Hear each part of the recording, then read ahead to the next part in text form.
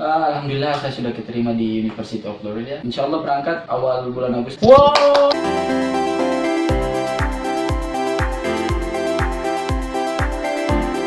Jadi hari ini kita sudah punya tamu spesial di sini. Mukanya saya tidak spesial ya, tapi bilang saja spesial lah.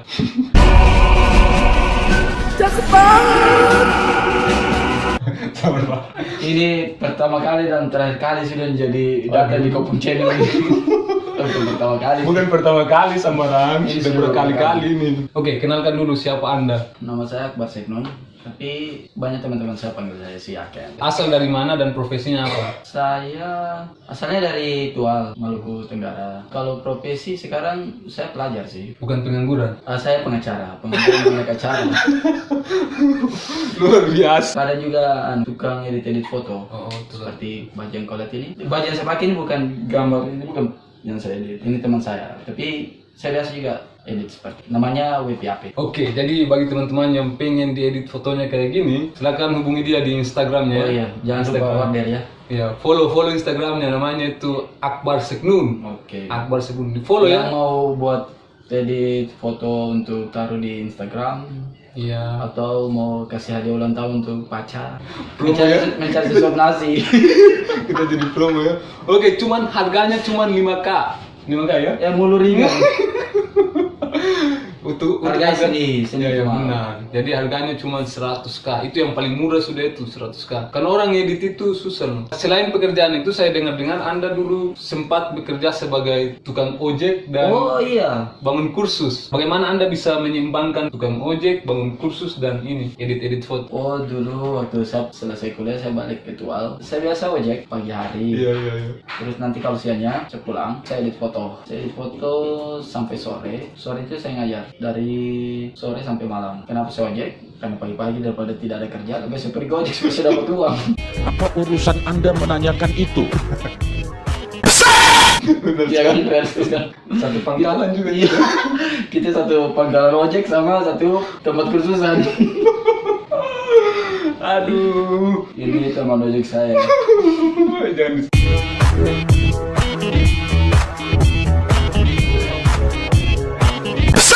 Dan ungkit lagi, sudah cukup segitu. Oke, tadi itu kan alasan kenapa harus ojek dan sekarang kenapa harus bangun kursus. Alasan saya dan bukan saya sendiri sih, saya dan teman saya membangun kursus itu karena pertama kita lihat potensi yang ada di Kepulauan Kei. Kepulauan Kei itu sekarang menjadi destinasi wisata khususnya di Provinsi Maluku. Banyak turis asing yang datang di Kepulauan Kei. Kalau generasi muda di Kepulauan Kei tidak mempersiapkan diri dan kemampuan bahasa Inggris, itu suatu saat itu sangat rugi. Jika kita tidak mempersiapkan generasi muda kita yang bisa berbahasa Inggris. Karena generasi muda Kei tahu tentang bahasa Inggris, suatu saat itu bisa membuka lapangan pekerjaan kepada mereka. Khususnya menjadi tour guide. Yang kedua, itu karena pada saat itu saya dan teman saya melihat bahwa di Tual itu hampir tidak memiliki, Tual dan Maluku Tenggara hampir tidak memiliki tempat khusus bahasa Inggris. Hanya kita udah berinisiatif untuk bagaimana kalau kita buat tempat khusus yang menjadikan tempat bagi siswa-siswi yang mau belajar bahasa Inggris. Itu kita dapat belajar sama-sama. Dengan metode yang berbeda. Iya, tentunya. dengan metode yang berbeda karena banyak siswa di Kepulauan Kei itu merasa bahwa bahasa Inggris itu menjadi momok. Mungkin di sekolah guru yang ngajar itu masuk langsung speak saja, padahal belum banyak siswa, banyak murid yang belum tahu tentang apa itu kalimat nominal atau kalimat verbal.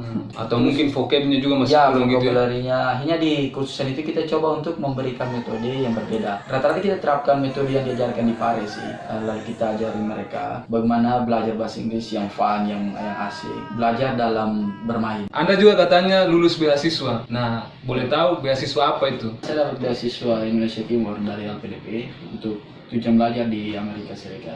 Kampus apa yang Anda pilih di sana itu? Alhamdulillah saya sudah keterima di University of Florida. Saya sudah dapat LOA unconditional dan insya Allah berangkat awal bulan Agustus. Wow, luar biasa. Bulan Agustus 2020, laki-laki Gaga ini sudah pergi di Florida. Oke, Pergi di amin. Florida. Nah, menarik ini kan Anda sudah lulus beasiswa. Mungkin banyak bertanya-tanya. Tidak banyak juga sih saya sendiri kayaknya. Bangsat kau. Nah, persiapanmu untuk dapat beasiswa ini tuh apa? Seperti apa persiapannya? Mulai dari belajar bahasa, kemudian kumpul-kumpul berkas, itu seperti apa? Saya mulai belajar bahasa Inggris itu sejak tahun 2017. Oh, iya, Saya pergi ke Pare, saya belajar bahasa Inggris selama setahun di Pare. Saya belajar basic bahasa Inggris. Terus saya belajar grammar, kemudian saya tes TOEFL yang bisa saya pakai untuk melamar beasiswa. Dan alhamdulillah setelah itu saya melamar beasiswa di tahun 2018 sekali tes dan alhamdulillah diterima. Weh, tepuk tangan dulu. Oh, mantap sekali. Karena beasiswa ini kan ada yang tes sampai berkali-kali kan. Nah ini dia tes satu kali langsung lulus. Luar biasa kan? Gak sia-sia memang kita undang anak ini. Tos dulu.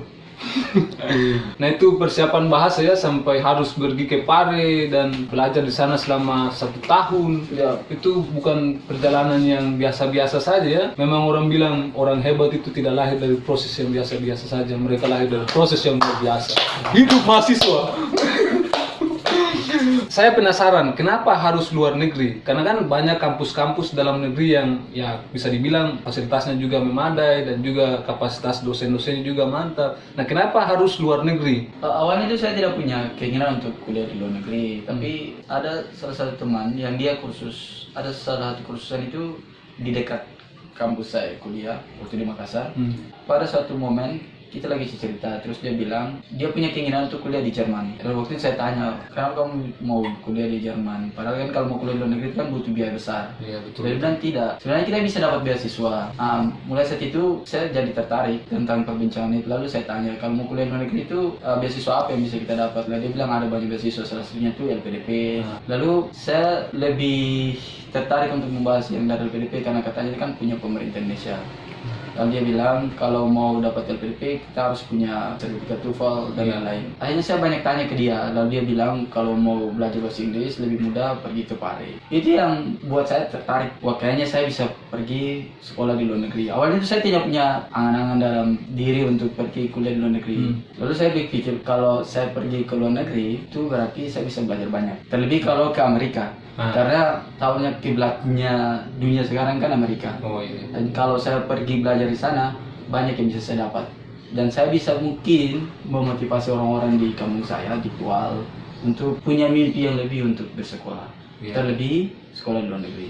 Saat yang membuat saya termotivasi untuk pergi kuliah di luar negeri itu kakak sepupu saya. Beliau itu dosen di Unhair. Beliau dulu itu kuliah di S2-nya tuh ada beberapa bulan itu dia sekolah di luar negeri. Dia tuh punya keterbatasan fisik, tapi dia bisa kuliah di luar negeri. Oh ya. Hanya saya berpikir bahwa saya yang alhamdulillah diberikan fisik yang normal ini, kenapa tidak mencoba untuk kuliah di luar negeri? Beliau saja bisa. Apalagi kita gitu ya. Tapi saya juga bisa. If you haven't subscribed to my channel yet, make sure to subscribe and hit the bell icon so that you can get instant notification from a new video upload. Menarik ini tadi ya. Jadi pertama itu dia tidak punya keinginan untuk kuliah di luar negeri, tapi dengar cerita tentang kuliah di luar negeri, akhirnya dia daftar LPDP, singkatnya gitu ya. Dan yang paling penting di sini poinnya adalah dia ingin memotivasi orang-orang terdekatnya, khususnya yang ada di Tual. Coba ceritakan gambaran orang-orang yang ada di Tual itu seperti apa dalam hal animo mereka dalam melanjutkan studi. Keinginan untuk sekolah di luar negeri, khususnya di Tual, itu sangat kecil. Yang saya tahu baru ada salah satu pemudi namanya Firat Mawar yang kuliah di luar negeri, itu di kampus Pennsylvania. Mungkin baru dia saja. Di sana itu rata-rata, khususnya para sarjana yang baru fresh graduate, kalau pulang itu pikirannya itu hanya satu, tes PNS. Kalaupun tidak lulus PNS, itu pasti mereka honor di kantor-kantor. Tapi sekarang itu di Tual ataupun di kabupaten itu rata-rata para honorer itu sudah dirumahkan. Nah, jadi sekarang itu sudah pada bingung mau kerja di mana. Kalau sudah tidak ada kerja ya ojek.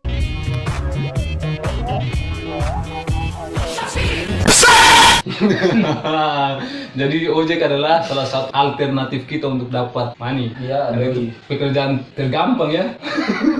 Kita berhasil melalui perjalanan itu. Even though many people said that ojek is not proper job for someone who Graduate from from the university. university. Yeah. But it's okay. It's okay. As long as you enjoy your job, then why not? Sebelumnya Anda sudah bilang bahwa Anda ini kan sudah dapat LOA. Nah, tinggal tunggu berangkat saja kan? Bulan Agustus nanti insya Allah. Mudah-mudahan ya, semoga jalan lancar. Di luar sana banyak teman-teman yang juga dalam tahap mencari LOA. Nah, kira-kira Anda bisa bagi pengalaman Anda terkait mengenai bagaimana cara mendapat LOA. Kalau untuk dapat LOA itu, pertama kita harus kan mendaftar, pilih jurusan yang mau kita daftar. Ada beberapa tahap untuk bisa dapat LOA. Pertama itu kita harus daftar di kampus tujuan. Setiap kampus itu pasti punya portal pendaftaran. Contoh kayak saya di Universitas Florida, itu ketika kita pertama kali daftar, mereka berikan ada portal untuk setiap mahasiswa yang mau daftar. Nanti setelah kita buat akun, kita login ke portal tersebut, itu ada beberapa berkas yang harus kita siapkan. Pertama, kita punya ijazah, transkrip nilai. Itu biasanya di setiap kampus itu diminta untuk ditranslate, harus ditranslate ke dalam bahasa Inggris. Tapi kalau yang sudah punya ijazah yang sudah dalam versi bahasa Inggris itu tidak perlu. Terus yang kedua, kita disuruh untuk mengupload SOP, Statement of Purpose. Itu kayak semacam esai, tujuan kita belajar di kampus tersebut, kenapa kita mau belajar di kampus tersebut, dan setelah dari belajar di kampus tersebut itu kita mau buat apa ke depan. Nah, setiap kampus itu punya peraturan berbeda untuk setiap SOP. Kalau kayak Universitas Florida itu, saya disuruh menulis SOP itu 500 sampai 700 kata. Tapi untuk membuat SOP itu, kita harus usahakan meluangkan waktu 2 minggu atau sebulan untuk membuat SOP tersebut. Paling ideal itu ke sebulan. Kita cari orang-orang yang punya kemampuan lebih dalam bidang bahasa Inggris untuk memeriksa SOP-nya kita. Terlebih kepada grammar serta konten SOP. Karena SOP itu menjadi salah satu hal yang paling fundamental, karena kebanyakan profesor itu sangat melihat SOP-nya kita. Jadi salah satu yang membuat kita diterima di kampus itu SOP. Setelah itu CV atau resume. Nah, CV dan resume ini sangat penting karena profesor itu pasti akan melihat selama ini kita sudah berbuat apa. Untuk itu saya sarankan kalau masih kuliah itu banyak-banyak aktif di organisasi ataupun aktif di forum-forum ilmiah atau apapun itu, atau berkaitan dengan masyarakat, karena itu sangat baik ketika kita mau menulis SOP, menulis CV. Menulis CV itu sangat baik karena kita pasti lampirkan hal-hal yang pernah kita lalui, yang pernah kita lakukan. Terus setiap kampus itu pasti minta 3 surat rekomendasi. Surat rekomendasi itu bisa minta dari dosen ataupun atasan di mana kita bekerja. Pokoknya orang yang berkompeten di bidangnya atau orang yang selama ini kita belajar yang bisa memberikan rekomendasi bahwa mereka tuh mengenal kita tuh dalam waktu yang lama. Sama juga IELTS. Ternyata kampus di Amerika tuh minta IELTS, tapi ada juga kampus yang tidak minta IELTS, tapi mereka mintanya itu TOEFL IBT. Oke, bagaimana dengan JRE? Oh ya, itu JRE itu bagi sebagian kampus itu diminta. Jadi JRE itu adalah, bisa dibilang itu adalah TPA-nya Amerika.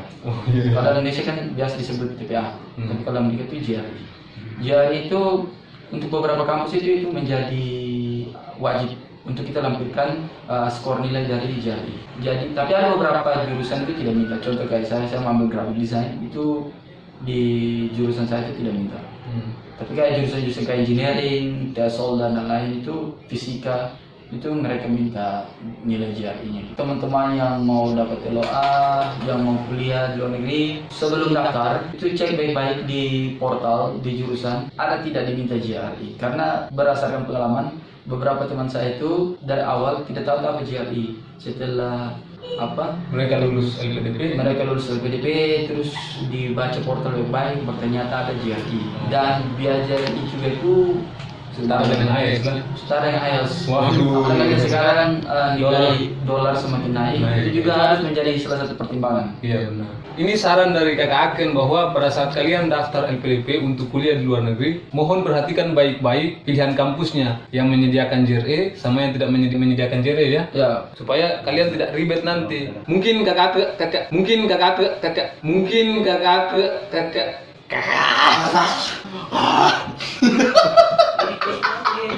Kakak Aken mungkin bisa kasih motivasi atau saran untuk teman-teman di luar sana yang sedang berjuang mendapatkan LOA. Teman-teman yang sedang berjuang mendapatkan LOA, tetap semangat, jangan berputus asa. Selagi teman-teman berusaha untuk daftar, itu pasti diterima. Intinya kalau berusaha untuk daftar, insya Allah ada jalan untuk diterima. Yang fatalnya itu kalau teman-teman tidak daftar, terus berharap untuk diterima. Itu yang tidak mungkin. Tapi selagi berusaha untuk daftar, itu pasti diterima. Iya benar sekali. Dan yang paling penting itu tetap sehat ya.